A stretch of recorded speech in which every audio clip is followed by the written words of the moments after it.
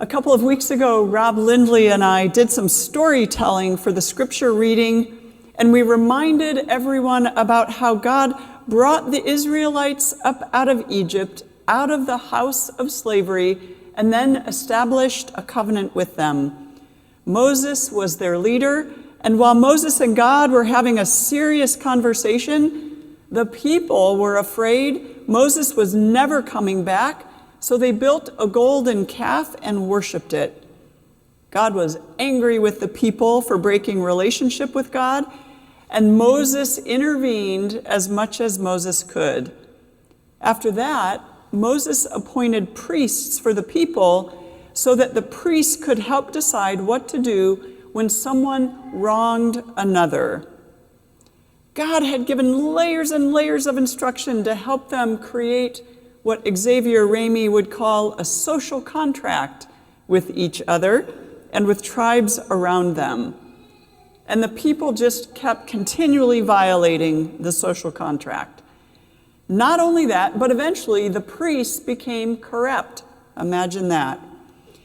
Eli's sons were priests, and they were violating the offerings to God. Eventually Samuel came along, and instead of priests, judges were appointed to decide cases when people violated the social contract. In our reading for today, we heard that the judges that followed Samuel, his own sons in fact, accepted bribes, tried to turn prophets, and perverted justice. Who does that sound like in our current time? When that happened, the Israelites got together and decided what they really needed was a king to judge them because other nations around them had kings. They went to Samuel and told him what they needed. Now remember, God had been working with them all this time to help them understand that all they needed was God and not any human ruler. God had laid out a vision for a world where everyone would be cared for, and it was based on a social contract that included loving God and loving neighbor. But the people were convinced they needed the security of a king.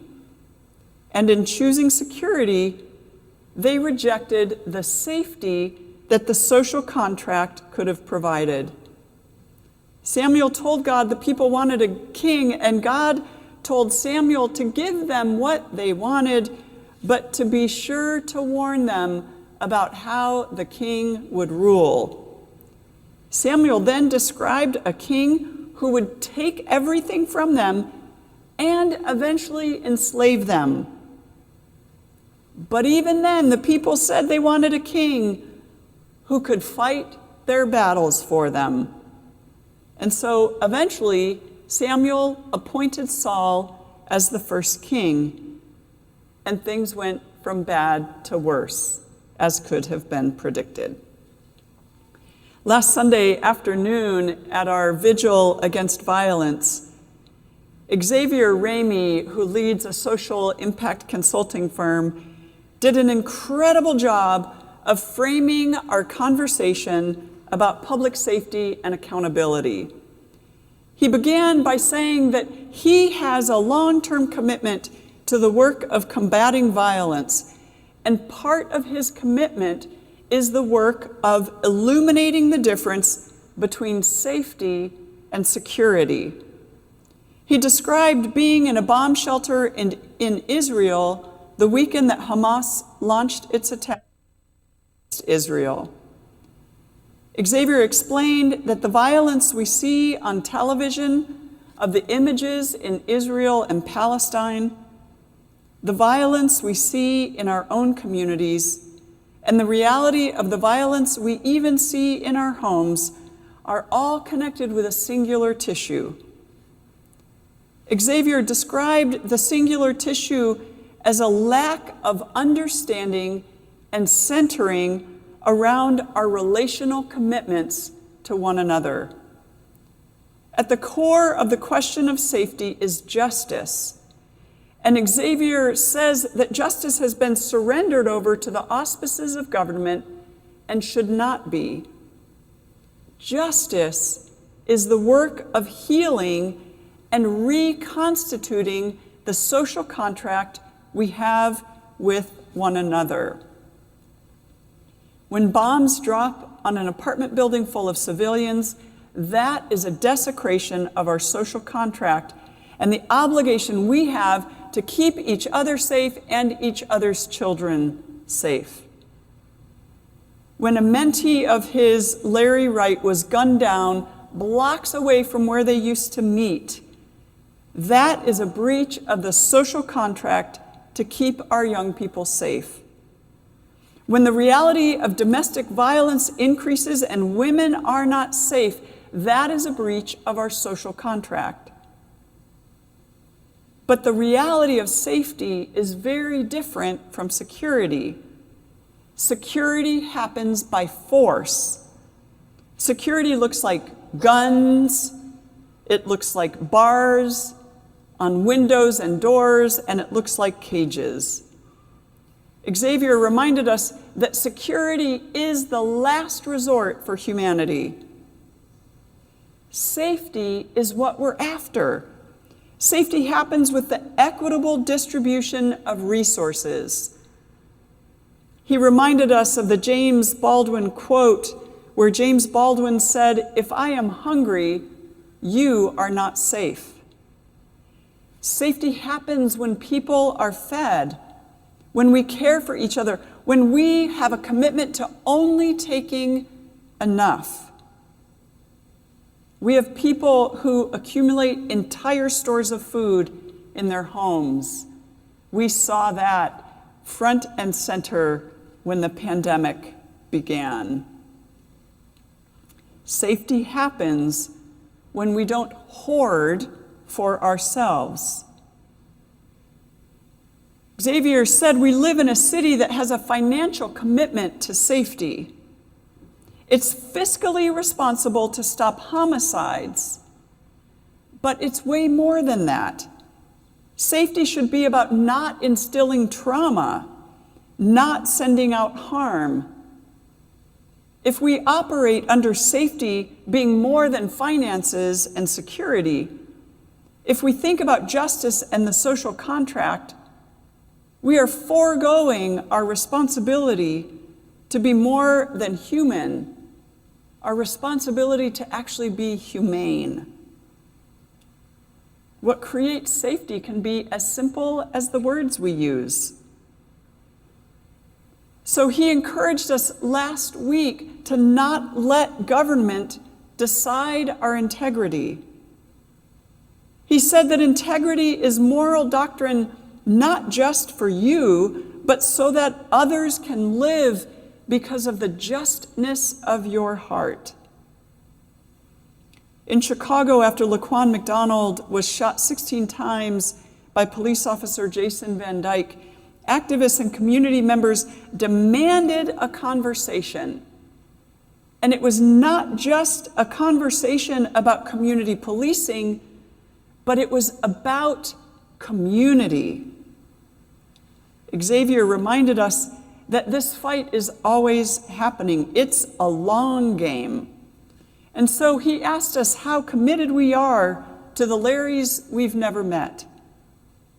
He asked us the question, is Lincoln Park now safe for people of color? Because it hasn't been. Whether we talk about what's happening in Israel and Palestine and bombs dropping there, or Chicago with youth dropping here, it's the everyday person who can stop violence. Xavier said, ignorance allied with power is the greatest threat justice ever had. We are called and challenged to break the spell of ignorance. Justice, love, and safety is our responsibility of humans one to another.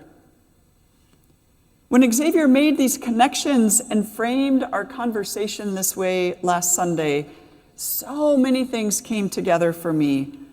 I've spent this week thinking about how God wanted safety for the people, and so gave the people a social contract to follow. The social contract was to love God and love self and to love neighbor with all of one's being. From the very beginning, God was interested in community care. It was never about individual relationship with God. It was always about the community. What we see all through the Bible is the fear that leads people to choose security instead of safety. Right from the get-go, when God leads the people out of Egypt, out of slavery even, it doesn't take long for the people to feel afraid and to want to go back to security, even if it meant being slaves again. That's an incredible amount of fear, that you would choose being enslaved again. Have we ever stopped to think about how much fear has driven our obsession with guns in this country? The neighbors all around in this neighborhood got together and decided to spend $70,000 a year on private security. Imagine the fear you would have to feel to be willing to pay so much money on top of a police force that is already bigger than any other per capita. Imagine the fear you would have to feel to go out and buy a gun yourself, despite the fact that you don't even think guns are the answer. I was shocked one time to learn that my oldest brother carries a loaded gun with him when he goes camping. He's the only other sibling I have who I think of as liberal. I asked him if he really thought he would kill a wild animal with his gun, because he is a real animal lover. He told me it wasn't for the four-legged animals, but the two-legged. I was so surprised by his answer. He's a wilderness kind of guy after living in Fairbanks, Alaska, and now in Montana for the past 30 years. I don't think he's ever been threatened in any way while backpacking or camping, so I'm not sure why his fear is fueling his desire to carry a loaded gun. Fear is real, and particularly right now in Chicago, it seems to be heightened by the skyrocketing numbers of robberies involving guns. Our social contract is broken when teenagers drive around in cars with guns to rob people or to steal their cars. If we choose security, the trauma continues. If we choose safety, we can do the work of healing and transformation. There have been so many examples of choices made for security instead of safety in the recent past. One of them I already mentioned, the choice in Lincoln Park to hire private security. Instead of getting together, getting creative, and helping establish a program that would take the mostly young men who are committing the robberies and carjackings away to the mountains so they can learn rock climbing or wilderness skills and figure out that the adrenaline rush they get can come from many other more productive places. Another example is the choice churches have made to keep parts of their buildings closed after the pandemic so that people who used to come for safety and warmth and community are no longer allowed in. Another example came from a priest that I work with who said, the Archdiocese made a choice many months ago to prohibit their congregations from housing migrants. That choice was about financial security, not about the social contract we have with one another. Another example is the choice the Brighton Park community members made to assault their alderwoman when she showed up to speak with the community and have a conversation about a shelter that would help migrants to be safe. Another example is the choice churches are making all over this country to maintain their very large, very secure endowments rather than to contribute to community safety. I could go on for days with examples. To return to the first sermon I preached in this series this fall, we once again land on educator Carol Dweck's concept of a growth mindset versus a fixed mindset. A growth mindset is when a person is willing to take chances, enjoys learning new things, and is not afraid to fail. Conversely, people with fixed mindsets don't like to be challenged. They perceive failure as the limit of their abilities. They tend to be scared of learning new things, particularly if that education disrupts their current worldview. Choosing security is a fixed mindset. We fall back on the things we think will make us secure, usually things we think we know. When the people told Samuel they wanted a king, they were saying, in essence, they wanted someone like the Pharaoh they knew. They still didn't know or understand this God who said, "I am who I am." They wanted something they thought they could or did know. They wanted the king to be responsible for justice instead of having the community responsible for safety. When things around us or people around us or the circumstances of our lives feel out of control, we tend to cling to a fixed mindset or the things we think we know. Failure is not an option when we already have a real sense of fear. To live in and with a social contract, or a covenant, to use the language of the Hebrew Scriptures, or to choose safety instead of security, requires a growth mindset. We have to be willing to take chances, to learn new things, to risk failure. One of the things that I love most about being your pastor is that you have been willing over and over again to take chances and even to be willing to fail in order to do the right thing for community safety. We all have moments when we make a choice for security. When Jeanette and I bought our condo in 2019, we chose a building that has a locked gate in the front and in the back. We were choosing some kind of security. A friend of mine came over recently, and after getting buzzed in through 3 locked doors in the front, she said, "Wow, 3 doors for security seems like a lot." She had no idea we had recently been talking about security versus safety. How can we begin to pay attention to these differences? I was talking with a rabbi this past week who said that anti-Semitism has increased so much, and along with it, hate crimes, that her synagogue is not allowed to house anyone because of security concerns.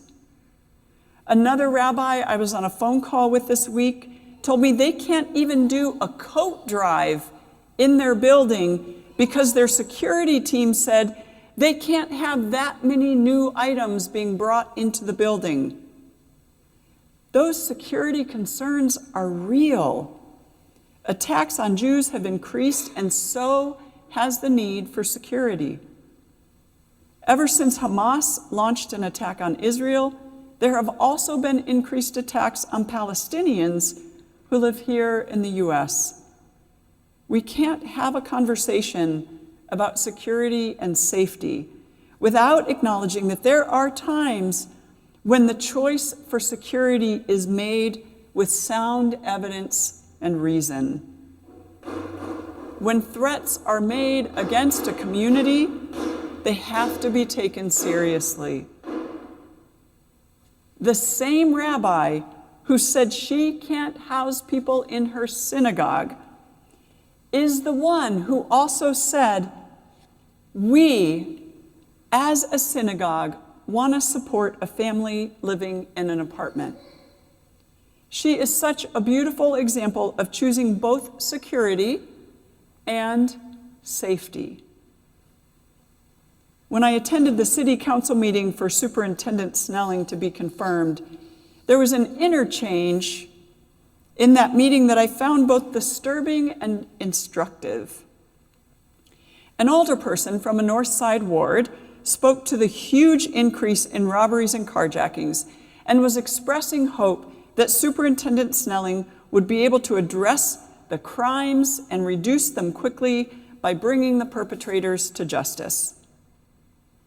An alderperson from the South Side spoke up and said, y'all on the North Side are just now concerned about this?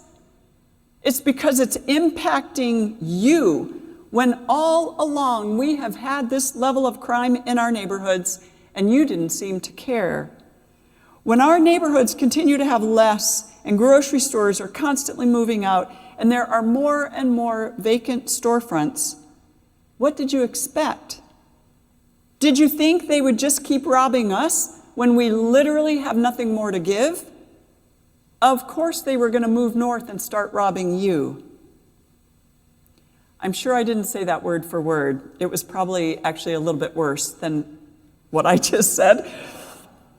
But without using the words we are using, she was basically saying, all these years you've chosen security, and as you have prospered, we have suffered. If you had chosen safety and been willing to invest in our communities, you might be safer today because the young people wouldn't have come north to rob you. This goes back to Xavier's quote of James Baldwin, who said, if I am hungry, you are not safe. Part of what it means to resist tyranny is continuing to speak up on behalf of safety and not just choosing security because we're afraid. My work on the Community Commission for Public Safety and Accountability is because I am interested in the social contract and not just in security through guns and bars and cages. My work and our work with the Faith Community Initiative is because we are interested in the social contract and our Christian call to love our neighbor, even if our neighbor is brand new to the city. My work with all of you and our work together as a congregation is because we are committed to the social contract and community care. It's why we helped establish the Lincoln Park Community Services in our basement. It's why we were one of the founding members of the night ministry. It's why we hold our vigil every year to help educate people about the root causes of violence and to call them to action. Our city is at a real crossroads. Our mayor is poised to choose security over safety in the establishment of base camps for migrants. What are we going to say and do about that? Our new superintendent, who I helped choose, just did an interview in which he said he is interested in aggressive policing without explaining what he meant. Will we let him get away with that? How does aggressive policing lead to safety and a fulfillment of our social contract? Now is the time for us to be paying attention, to be engaging in conversations with people we know and don't know, and to continue to insist that we don't want a king who will fight our battles. We want a community that will learn to care for each other in all the ways possible. In the past several weeks after we talked about it, have you asked yourself how and in what ways you have a fixed mindset? And in what ways and how you have a growth mindset? Some of you are overwhelmed right now with personal things. you might have zero bandwidth to speak out or stand up. That's okay. We go through cycles in life when that's the case. Even in those times, we can still be paying attention and noticing the difference between security and safety, between a fixed mindset and a growth mindset. In the smallest decisions we make about where to shop, what cancer treatment to pursue, which family members to invite or not invite, or from whom to accept an invitation, we run into the fixed versus growth mindsets. One of the best parts of living and being in community like this one is that we can take turns based on our capacity. What makes us able to thrive even in times like this is that we are each honest about what we can do and not do. When we take a break, we're honest about when we can re-enter and pick up some slack. When we take on more responsibility, we're honest about what we need in order to keep from burning out. When we have to take time to focus on our personal health or family issues, we're honest about that need and we reassure each other we'll enter back in as soon as we're able. If your capacity is changing in one way or another, please let me or us know so that we can recalibrate. Resisting tyranny and the fear that drives us toward security is a marathon, and we need each other every step of the way. Amen.